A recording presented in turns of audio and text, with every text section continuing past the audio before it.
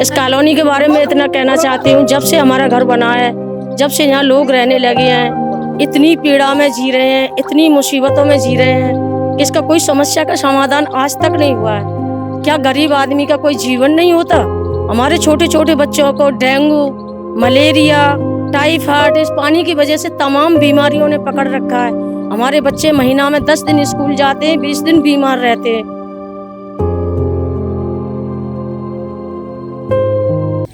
क्या नाम है भैया आपका? मेरा नाम संजय रावत है। और ये कॉलोनी कौन सी है? ये कॉलोनी श्रीजी वाटिका है। श्रीजी वाटिका। ये बताओ कि ये जो इतना सारा पानी में दिखाई दे रहा है, ये समस्या कब से है आपकी? ये पिछले 10 सालों से है, जब से हम यहाँ पे रहने लगे। पहले एक नाला था यहाँ पे, काशीराम की तरफ से आ रहा था। वो समस्या हमारे लिए बहुत बड़ी समस्या थी, जिसमें हम बड़ी नरकीय जिंदगी जी रहे थे। यहाँ के जो मूल निवासी हैं, लोगों ने बहुत ही अच्छा पैसा अपने मकानों में लगा रखा है, लेकिन पानी यहाँ पर पूरे टाउनशिप के एरिया से इकट्ठा होकर यहाँ तक आता है, क्योंकि डाउन एरिया है ये। तो इसकी कंप्लेंट हम लोगों ने बहुत ऊपर लेवल तक कर रखी है, लेकिन यहाँ की सुनवाई कोई नहीं होती है। चाहे वो पार्षद हो, चाहे कोई विधायक हो, चाहे कोई सांसद हो यहाँ से।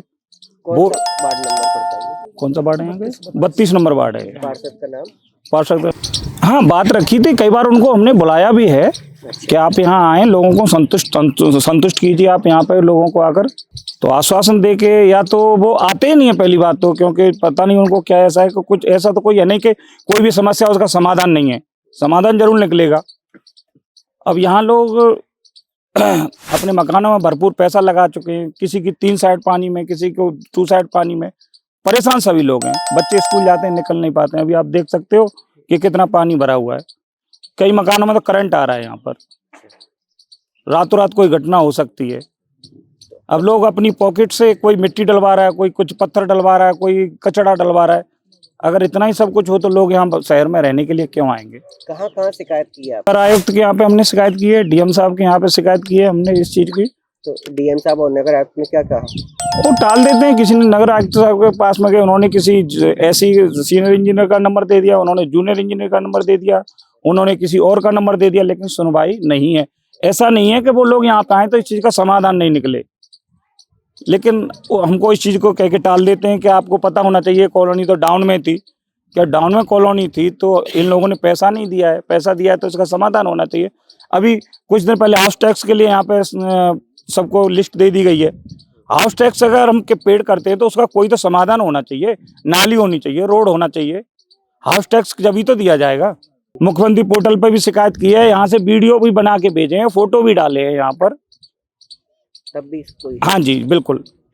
अभी भी किया है। पिछली 17 जुलाई को यहाँ पर बाढ़ का पानी आया था, जबकि मेरी हाइट से भी ऊपर पानी था यहाँ पर। उस समय भी हमने यहाँ के फोटो वीडियो बना के भेजी थी। उस समय तो यहाँ की बहुत ही बुरी हालत थी। उसके लिए तो मैं नहीं कहूँगा, ऑल ओवर मथुरा में था, 85% मथुरा में पानी भरा हुआ था, लेकिन यहाँ की कंडीशन बहुत ज़्यादा बुरी थी। कितनी साल से रह रहे हो वैसे आप? मैं यहाँ पे पिछले 7 साल से रह रहा हूँ, लेकिन 10 साल से मेरा आना जाना है यहाँ पर। तो 10 साल से पहले यहाँ पे एक नाला था, उसकी वजह से यहाँ की जनता परेशान रहती थी। पूरा पानी यहीं पे आता था।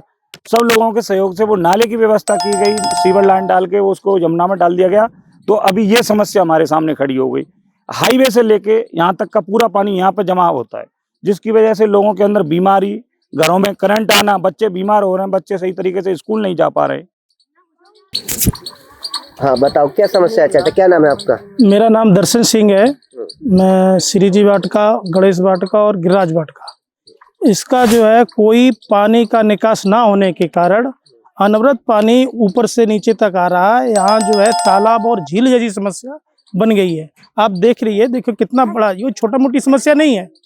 और दूसरी चीज़ क्या है, हम जहाँ जाते हैं आश्वासन तो मिलता है, लेकिन कोई भी अधिकारी, चाहे नगर निगम का हो या प्रशासन का हो या सांसद विधायक हो, कोई भी समस्या को गंभीर रूप से नहीं लेते हैं।